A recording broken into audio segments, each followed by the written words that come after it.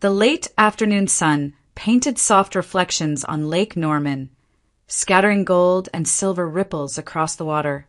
The air smelled faintly of roasted coffee beans and blooming magnolias drifting from the patio garden. Inside the cafe, Caroline Whitmore sat across from her friend Vanessa Cole, stirring her cappuccino with a deliberate calm that didn't quite match the tension in Vanessa's voice. "Caroline," Vanessa said, leaning forward, manicured nails tapping the glass table. "Tell me you're joking. Michael Hayes? The delivery guy?" Her tone lingered between disbelief and mockery. Caroline smiled faintly. "He's not just a delivery guy, Vanessa. He's kind, he works hard, and he actually listens when I talk." Vanessa rolled her eyes. "Sweetheart, kindness doesn't pay bills. You're the daughter of Whitmore Automotive. You have investors, partners, people who expect you to marry someone who at least owns a car that isn't older than us." She paused, taking a sip of her latte. "You can't build a life on decency." Caroline looked out toward the lake, where the reflection of sunlight rippled like a quiet heartbeat. "Maybe not, but I also can't build it on status." Her tone was even, but her hands trembled slightly under the table. "My parents built everything they had from nothing. I just want something that feels real." "Real?" Vanessa laughed softly. "This isn't one of your father's charity projects, Caroline. You're 27, not 17. Love doesn't conquer class anymore. It never did." The words hit sharper than Vanessa meant them to. For a long moment, Caroline said nothing. The hum of conversation around them filled the space, couples laughing, phones buzzing, the sound of ice clinking in glasses. Outside, a boat engine started in the distance, its echo rolling softly over the water. Finally, Caroline turned back to her friend. "You know what my father told me before he died. He said, you can lose money, houses, even your name. But if you lose your heart, there's nothing left worth fighting for." Vanessa sighed, checking her phone, clearly uninterested in philosophy. "Fine. Have your romance. Just don't expect me to attend your wedding if it's in a garage." Caroline smiled again, this time without resentment. "That's fair.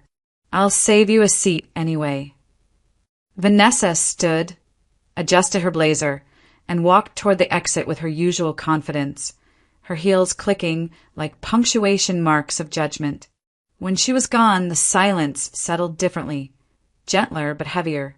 Caroline turned back toward the window. The lake shimmered beneath the fading light, calm and endless. She could almost see her parents sitting there again, her mother laughing softly, her father's arm resting behind her chair. The image dissolved into reflection. For the first time in weeks, Caroline let herself exhale fully. The world around her was still loud with opinions, but inside her chest, something quiet and unshakable began to take root. A certainty that love, no matter how fragile, was still worth defending. Years before the afternoon at the cafe, Caroline Whitmore's life had been defined by the hum of engines and the smell of gasoline. Her parents, Thomas and Eleanor Whitmore, had started their first gas station on the outskirts of Charlotte long before anyone believed they could succeed. It was nothing but a small wooden shack with 2 pumps and a hand-painted sign. Her father worked 14-hour days repairing cars, and her mother ran the register while teaching Caroline multiplication by counting customers' change. Over the years, that single station turned into a small empire, Whitmore Automotive Group. By the time Caroline entered high school, her parents owned 12 stations and 3 repair garages across the Carolinas.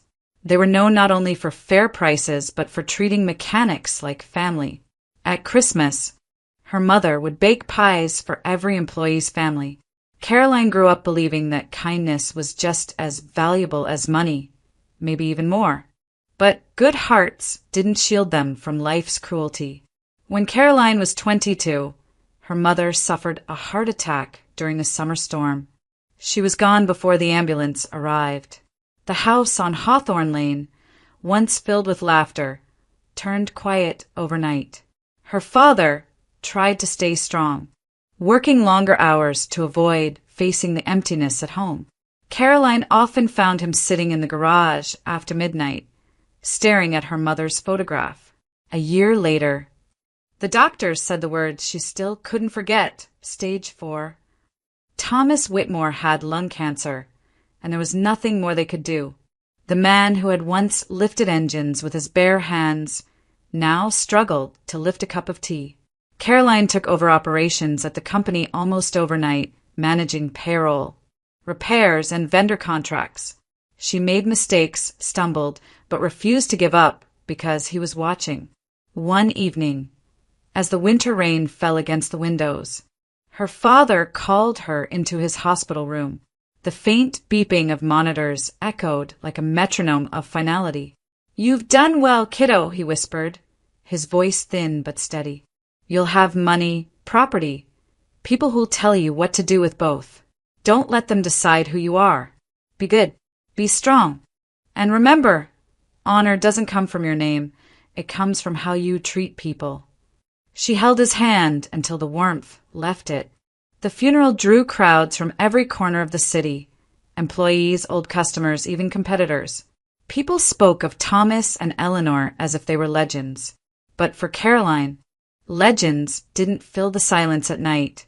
When the guests left, she stood alone by their graves, her breath visible in the cold air. The world called her the heir to a fortune, but all she felt was the echo of two voices she would never hear again, and the heavy weight of being the last Whitmore left to carry their name. The office of Whitmore Automotive Group still carried faint traces of her father's presence. The smell of motor oil, the distant whir of machinery, and the old framed photographs of him shaking hands with customers. Caroline had kept the place almost unchanged since his passing, believing that as long as the walls looked the same, the memories wouldn't fade. It was nearly noon when the receptionist knocked on her door. "Lunch delivery for you, Miss Whitmore." Caroline looked up from a spreadsheet filled with repair invoices. "I didn't order lunch." The man standing behind the receptionist smiled, holding a paper bag and 2 drinks in a cardboard tray. "Actually, it's from your assistant. She said you haven't eaten since morning." He looked out of place in the glass-walled office. Dark delivery uniform, slightly wrinkled. A baseball cap pushed back to reveal warm hazel eyes. There was a quiet confidence in his stance, the kind that didn't come from money but from effort. "Michael Hayes," he introduced himself, setting the bag on her desk. "I run deliveries for Carolina Eats. And apparently, I'm also a reminder that skipping meals is bad for business." Caroline laughed softly. "You sound more like my mother than my assistant."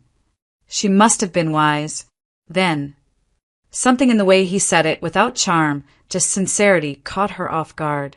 They spoke for a few minutes about the food, the long lines, and the unseasonably hot weather. When he left, she found herself smiling, not quite sure why. Over the next few weeks, his deliveries became more frequent. Sometimes it was coincidence. Other times, she suspected her assistant was secretly matchmaking. One afternoon, when she forgot her umbrella, Michael appeared outside the building with one. "You're the only person in Charlotte who'd walk into a thunderstorm for a staff meeting," he teased. It started with small talk about movies, road trips, and the best barbecue joints in town. Then came longer conversations, like the evening they walked along the Catawba River. The sun dipped low behind the trees, coloring the water in shades of amber. Michael told her about his childhood, foster homes, part-time jobs, the years spent trying to find stability. "Sometimes I think people like me were born just to watch others win," he said quietly. Caroline shook her head. "That's not true. My parents started with nothing. If they were here, they'd say what matters isn't where you start. It's what you keep sacred when life tests you." He looked at her then, truly looked, as if trying to believe her. You really think love can grow between two people from completely different worlds? Caroline smiled, eyes reflecting the sunset on the river. Maybe those are the only kinds of love that ever change anything. The wind shifted, carrying the scent of magnolias from the far shore, somewhere between laughter and silence. Something delicate and real began to take root, quiet as the current, steady as faith. The night air in Charlotte was thick with summer heat, heavy enough to cling to the skin. The streetlights along Ashbrook Avenue flickered against the dark pavement, cutting pools of light into the shadows. Michael Hayes was almost done with his final delivery, a takeout order for a late-night office downtown before heading home. He checked his watch, slipped the phone into his pocket, and turned toward the narrow side street where he'd parked his bike. He never saw them coming. A sharp sound, footsteps quick and purposeful, and then the impact. Someone shoved him hard from behind.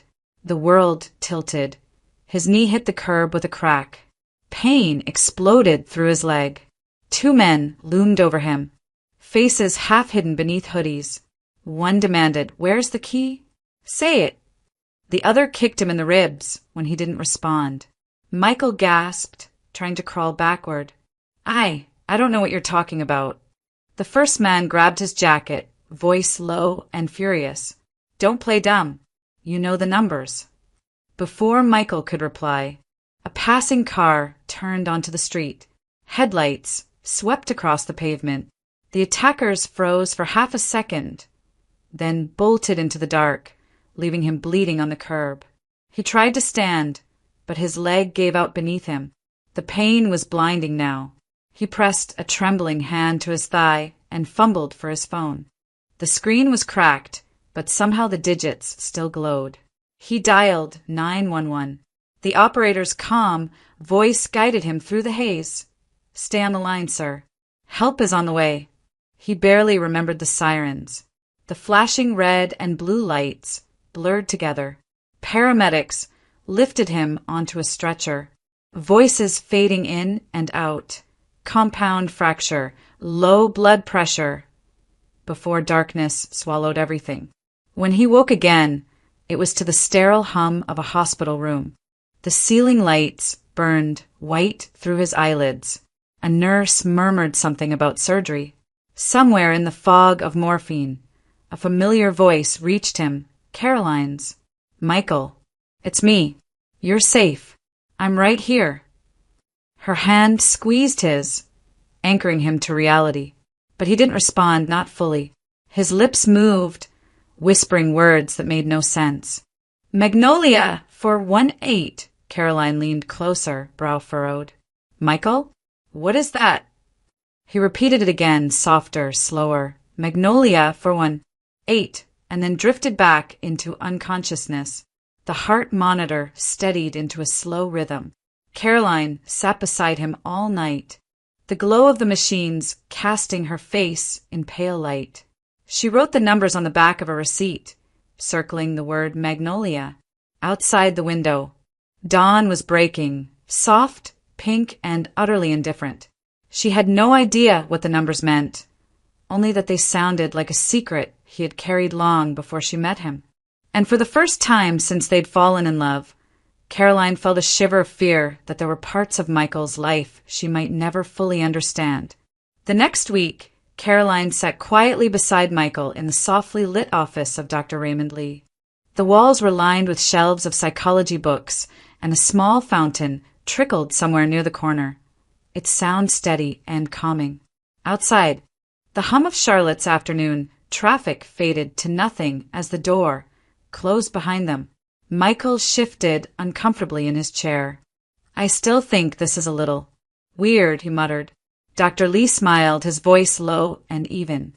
"It's not magic, Mr. Hayes, just memory work. Sometimes our mind buries what hurts too much to face directly.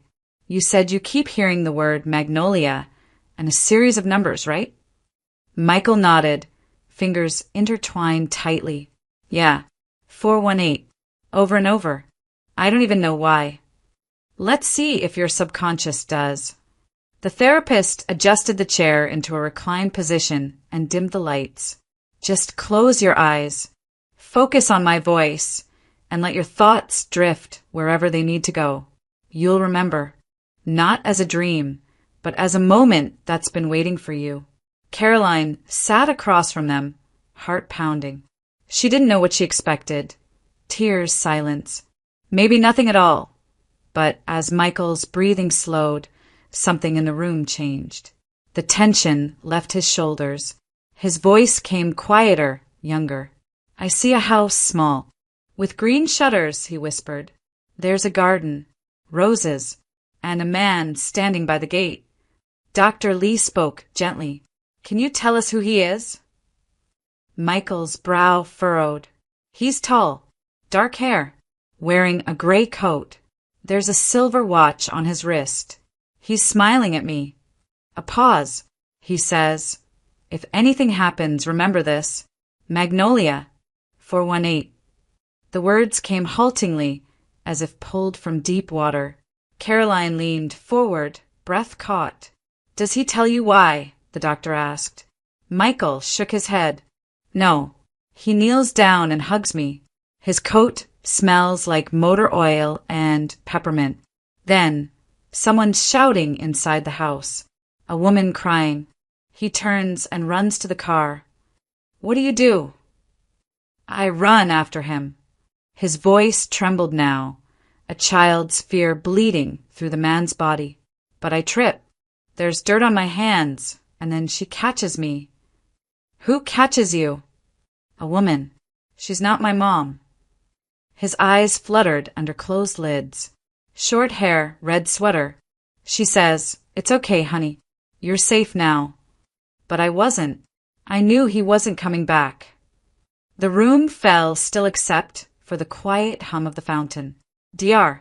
Lee let him rest a few seconds before gently counting backward. 5, 4, 3, 2, 1. Michael opened his eyes slowly, tears glistening beneath the fluorescent light. Caroline reached for his hand. He stared at her, dazed. It wasn't a dream. I think that man was my father. And for the first time, the numbers that haunted him no longer felt random. They felt like a doorway to a life he'd forgotten. The old Turner house stood at the edge of East Charlotte, its porch sagging under years of Carolina rain. Michael had driven there a dozen times before, but never with this kind of weight pressing on his chest. Caroline parked on the curb, watching him quietly. She knew this wasn't just another visit. It was the confrontation he had avoided his whole life. Inside, the familiar scent of lemon polish and fried cornbread clung to the air. Helen Turner was folding laundry at the kitchen table, her silver hair tied back neatly. George sat by the window, reading the newspaper, his glasses sliding down his nose. When Michael stepped in, both of them froze. Michael, Helen said softly, voice tinged with both surprise and guilt. You didn't say you were coming. I needed to talk. His voice was tight, almost brittle. He glanced between them. The people who had raised him, fed him, loved him, but who suddenly felt like strangers. I saw someone, a therapist. He helped me remember things. George folded his paper slowly. What kind of things? A man, tall, dark hair. He told me to remember something. Magnolia, 418. He said he'd come back for me, but he never did. The silence that followed was thick enough to choke on. Helen's hands trembled as she placed the folded towel on the table. Michael! He took a step closer. Who was he? Helen looked toward her husband, eyes pleading for help, but George didn't speak. After a long moment, she whispered, Arthur Hayes. The name hit him like a physical blow. So he's real. George sighed, removing his glasses. Arthur was our neighbor. We all worked at the same auto plant before it closed down. When the company went under in '98, he got tangled in some bad business. People were after him, investors, maybe worse. One night he came knocking. He had you in his arms, maybe 3 years old. Said he just needed us to watch you for a few days. And you agreed? Michael asked, his voice cracking. George nodded. He was desperate. We didn't know the full story. He said he'd come back once things calmed down. But a week later, your picture was on the news, missing child. Possible connection to financial fraud. We were terrified. Then you fell off your bike, hit your head, and forgot everything. Helen's eyes filled with tears. The doctors said you were lucky to be alive. You didn't remember him, your name, nothing. We thought maybe it was fate's way of giving you a new start. We wanted to protect you. Michael turned away, hands on his head, pacing. You should have told me. You had no right to decide that for me. Helen stood, her voice shaking. We were afraid, sweetheart. We didn't want you to live under the shadow of a man everyone thought was a criminal. For a long time, Michael said nothing. His anger burned, then faltered. He looked at the couple before him, two aging souls who had sacrificed everything for a boy that wasn't even theirs. When he finally spoke, his voice was softer. You didn't have to be my parents to love me, but you did anyway. Helen covered her face, sobbing quietly. George reached for his son's shoulder, his hand rough and trembling. And just like that, the anger gave way to something far heavier, but far kinder. The office of Harold Briggs smelled faintly of old coffee and dust. Files were stacked in leaning towers along the walls, and a fan hummed lazily from the corner, doing little to fight the Carolina humidity. The blinds were half closed, letting in slanted rays of light that caught the smoke rising from the detective's coffee mug. Caroline sat across from him, hands folded neatly in her lap. Michael paced behind her, unable to sit still. He had been like this for days, restless, impatient, torn between wanting answers and fearing what those answers might cost. Briggs leaned back in his chair, eyeing them both with a mix of curiosity and skepticism. You're telling me you've got a name, Arthur Hayes, and a few numbers tied to something called Magnolia. That's it. Michael nodded. That's all I've got. But it's real. He's my father. The detective scribbled a note on his pad. All right. Magnolia could be a street, a company, even a bank. I'll start there. If your father was involved in anything back in the late 90s, there should be records. People don't just disappear, not completely. Caroline handed him an envelope. We'll cover whatever it takes. Please just find him. Briggs gave a slow nod, then glanced toward Michael. If he's out there, son, we'll find him. Just be ready for what you might hear. Truth's not always as kind as we want it to be. Those words lingered long after they left his office. For the next month, time moved strangely, fast when they worked, slow when they waited. Every phone call made Michael jump. Every unknown number brought a surge of hope, followed by disappointment. Caroline watched him unravel, quietly, trying to anchor him with small moments, coffee on the porch, late-night drives around Lake Norman, quiet reassurances that he wasn't alone anymore. Then, one afternoon, the call came. Briggs's voice was low but steady through the speaker. We found him. Michael's grip on the phone tightened. He's alive. Yes, Arthur Hayes, age 58. He's been living under his own name, believe it or not. No record of arrest, just vanished from his old life. I tracked him through a charity hospice near Concord. A pause, then a softer tone. He's sick, son. Real sick. Doctors say it's late stage. Caroline reached for Michael's hand. Where exactly? I'll text you the address, Briggs said. If you want to see him, I'd go soon. When the line went dead, Michael just stood there, silent. The hum of the refrigerator and the ticking of the wall clock filled the room like background noise to a life suddenly redefined. After a long moment, Caroline whispered, You found him, Michael. That's what matters. He nodded slowly, though his eyes were far away. Yeah, he murmured, but I don't know if I'm ready for what comes next. Outside, thunder rolled in the distance. as if the world itself was holding its breath for what they were about to uncover. The hospice sat at the far edge of Concord, tucked behind a line of overgrown pines and an abandoned gas station. The building was small, its brick walls faded and cracked, the windows clouded from years of neglect. A paper sign taped to the entrance door read, "Please ring, staff on rounds." Caroline pressed the buzzer while Michael stood motionless beside her, staring at the chipped paint as if it might tell him something he wasn't ready to hear. Inside, the air smelled of disinfectant and something faintly metallic. The hallways were narrow, dimly lit, lined with faded photographs of sunsets and flowers that tried too hard to look hopeful. A nurse greeted them, tired eyes, kind smile, and led them down the corridor. "He's in room 12, she said softly. "Arthur Hayes. Been here almost a year. Doesn't talk much.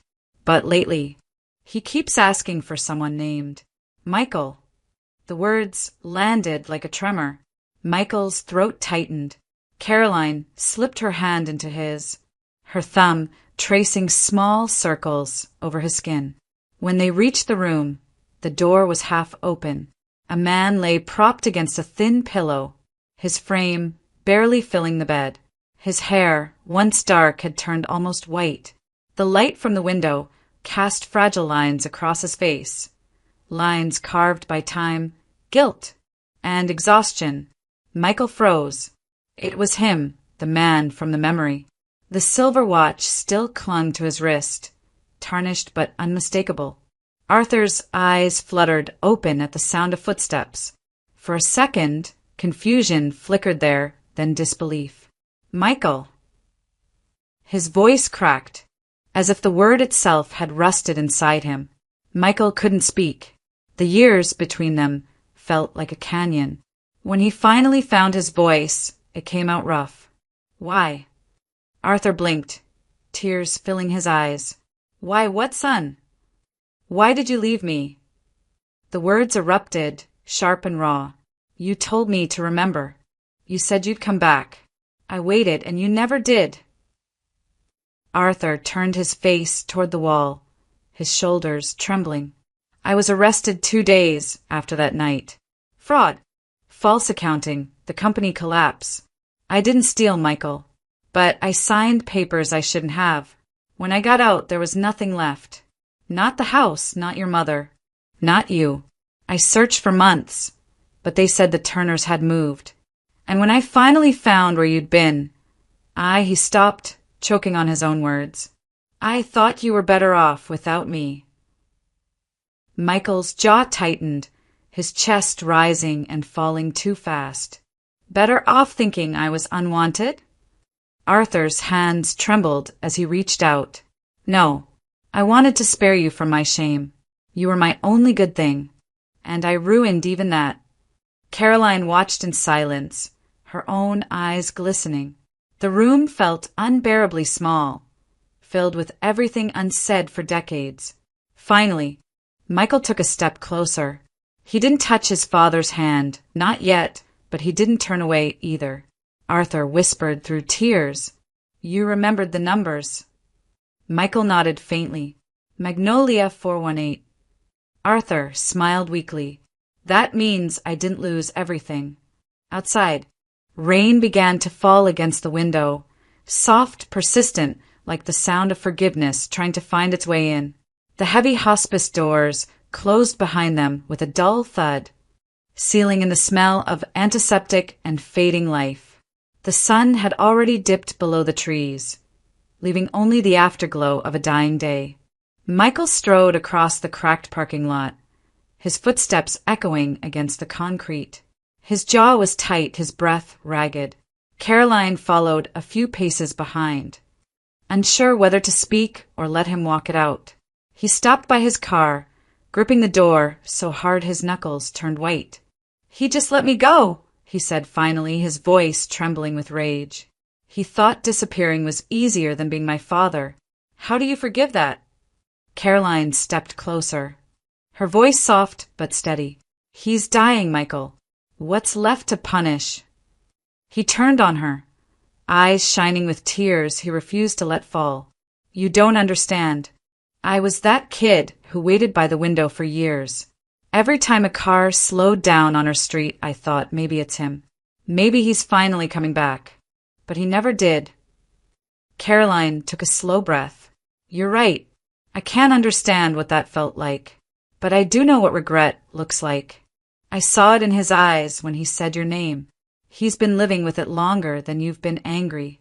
Michael looked away, his shoulders trembling. The sound of cicadas filled the silence, their rhythmic cries pulsing in the humid air. Caroline reached for his hand. "You don't have to forget, Michael. Just don't carry it alone anymore. He's your father. Maybe what he needs right now is what you needed back then, a second chance." For a long moment he didn't move. Then his grip on the car loosened, and he exhaled, long and broken. "I don't even know how to start." "Start small," she whispered. "Start with showing up." Minutes later, they walked back into the hospice. The fluorescent lights flickered softly, and the hallway smelled faintly of rain drifting in from a cracked window. When they reached room 12, Arthur was awake, staring blankly at the ceiling. His eyes widened in disbelief when he saw Michael return. "I shouldn't have walked out," Michael said quietly, his voice stripped of anger. "You made mistakes. So did I. But I'm not here to talk about the past anymore." Arthur blinked, uncertain. "Then why are you here?" Michael stepped closer, resting a hand on the metal rail of the bed. "Because no one should die alone. You're my father, whether I like it or not. And I'm not running this time." Arthur's lips trembled as tears escaped the corners of his eyes. "I don't deserve you." Michael shook his head. "Maybe not, but I need you to fight. You owe me that much." Arthur reached for his son's hand, and this time, Michael didn't pull away. They stayed like that, two lives stitched together again by something stronger than apology. Outside, the rain had stopped. The magnolia trees swayed in the breeze, their petals glistening like they, too, had finally been washed clean. 2 weeks later, Arthur Hayes was moved from the hospice to a private medical center in downtown Charlotte. The doctors were surprised by the sudden change in his chart. Someone had paid off his bills, transferred him to a private suite, and arranged for one of the best surgeons in the state. When Arthur woke from anesthesia, the first thing he saw was Caroline sitting beside him, reading quietly from a file. Michael stood by the window, arms crossed, pretending to study the view, but really just trying to steady his breath.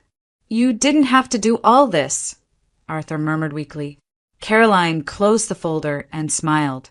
"You're family now. We take care of our own." Arthur's lips quivered. "After everything I've done, you still believe that?" Michael stepped closer. "I didn't come here to keep score. I came because I meant what I said. You owe me a fight, and this is where it starts." Recovery was slow but steady. Caroline visited every morning before work, bringing coffee and the newspaper. Michael stayed late, helping his father walk down the hallway, step by careful step. Each night, Arthur would tell stories about the years before it all fell apart, about his love for engineering and the small business he built from scratch before bad partnerships dragged him under. One evening, while they sat together in the quiet hospital room, Arthur grew thoughtful. "There's something I never told anyone," he said. "Before I was arrested, I hid what was left of my money, not because it was illegal, but because I didn't trust the people around me. Partners, lawyers, they all wanted a piece." Michael frowned. "You mean there's still something left?" Arthur nodded slowly. "A safe deposit box at Magnolia Trust Bank. Box number 418. Caroline and Michael exchanged a look, the same numbers that had haunted his dreams. The next morning, they drove together to the bank in uptown Charlotte. The marble floors gleamed under the fluorescent light, and a young manager escorted them to the vault after verifying Arthur's identity. The sound of the lock turning echoed in the narrow room. Inside the box were documents, a sealed envelope, and a stack of certificates, bonds, stocks, and deeds, all still valid. Arthur exhaled shakily. 25 years, he whispered. I thought I'd lost it all. Michael's eyes met Caroline's. Maybe you didn't lose it. Maybe it was just waiting for you to be ready. In the weeks that followed, Arthur used part of the recovered funds to help Caroline stabilize the Whitmore Automotive Group. He offered advice on restructuring, hiring, and community outreach, drawing from the same principles that once made his own business thrive. Under their joint efforts, the company not only recovered but began to grow again. One evening, Caroline invited them both to dinner at her family's lake house. The sunset poured gold across the water as Arthur raised his glass. For second chances, he said quietly. Michael smiled, and for not wasting them this time. As the sky turned crimson above Lake Norman, laughter echoed through the open windows. The ghosts of the past had finally loosened their grip, making room for something new, something built not for money, but from forgiveness, faith, and the courage to begin again. Charlotte's nightlife pulsed with restless energy that Friday night, the thud of bass from every street corner, neon signs flickering over crowds of strangers pretending to be happy. But inside the dim interior of the lantern room, the music seemed distant, swallowed by the tension that followed Arthur Hayes and his son as they stepped through the door. Arthur leaned on his cane, eyes scanning the room. He's here, he murmured, his tone low and steady. Tyler Nash, Deborah's boy. Michael nodded toward the far end of the bar, where a man in a designer jacket sat slouched over a half-empty glass, laughing too loudly at nothing. Tyler's blonde hair stuck to his forehead with sweat, his tie loosened, his arrogance dulled only by the alcohol dripping through his veins. Arthur's jaw tightened. That's him. They approached quietly, the low hum of conversation masking their steps. Tyler didn't notice them until their shadows fell across his table. He blinked, squinting up at the older man. Arthur Hayes, he said with a crooked grin. Didn't expect you to crawl out of your grave. Arthur's voice remained calm. I came to ask one question. Why did you send those men after my son? Tyler's smirk faltered for half a heartbeat, then returned, uglier this time. Your son? You mean that delivery boy? Please, you think anyone cares about some nobody from East Charlotte? He took another drink, eyes glinting with something dark. You had it all once, didn't you? The company, the house, the money. My mother used to say you deserved to lose it. And when I found out you still had something hidden away, he laughed, low and bitter. Let's just say I wanted to finish what she started. Michael's hands clenched at his sides. You hired those men to hurt me for money? Tyler shrugged, his words starting to slur.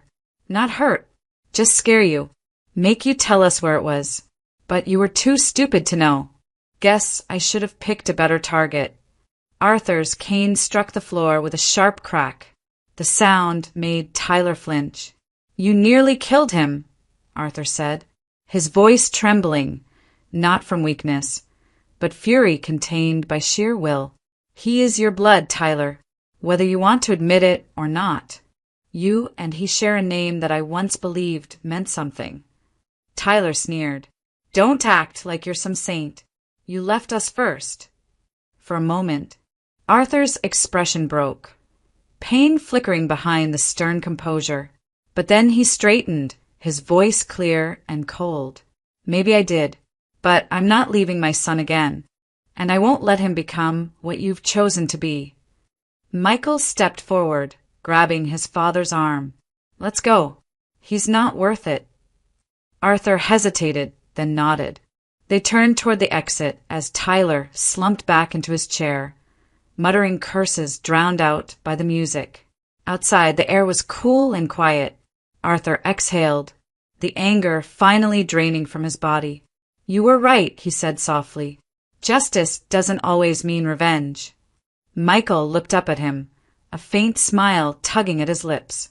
No. Sometimes it's just walking away while the other man stays stuck in the dark. Behind them, the club's neon lights flickered and buzzed, just like Tyler's world. Loud, fleeting, and already burning out. A year later, spring had returned to Lake Norman. The magnolia trees along the shoreline were in full bloom, their ivory petals scattered like snowflakes across the wooden deck of the Whitmore villa. The air smelled of rain, sunlight, and new beginnings. Inside the house, laughter floated from the kitchen. Caroline moved slowly now, her hand resting on the curve of her belly, a soft glow in her face that had nothing to do with the morning light. Michael stood behind her, helping her slice fruit for breakfast, while Arthur sat at the table, surrounded by open newspapers and the sound of birds outside. He looked healthier now, thinner than before, but alive, the quiet strength in his eyes restored.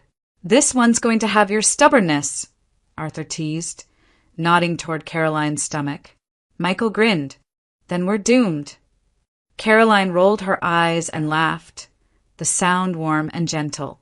For a moment, life felt simple again, unburdened by the shadows that had once haunted them. That peace lasted until the doorbell rang. When Caroline opened the door, a woman stood on the porch, her hair gray, her makeup smeared from tears. Deborah Nash. Caroline froze. Michael stepped forward instinctively, but Deborah's voice broke first.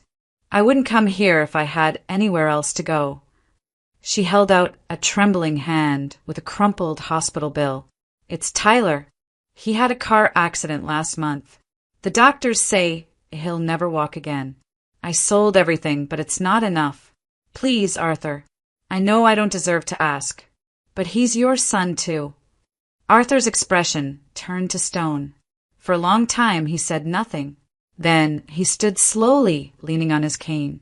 "When I was sick, you didn't visit. You told people I was already dead.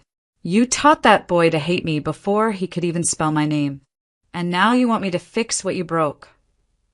Deborah bowed her head, silent except for her quiet sobs. Caroline stepped forward. "Arthur," she said softly, "let me handle this." He looked at her, his voice rough. "You don't owe her anything." "I know," Caroline replied, "but that's not the point." That evening, while the house was quiet, Caroline made a call to the hospital in Charlotte under a private account. She never mentioned it again, and Arthur never asked, but weeks later, a letter came addressed to an anonymous benefactor, thanking them for covering Tyler's therapy. Caroline tucked it away in a drawer and never spoke of it. Months passed. The magnolias bloomed again, filling the air with their sweet, heavy fragrance.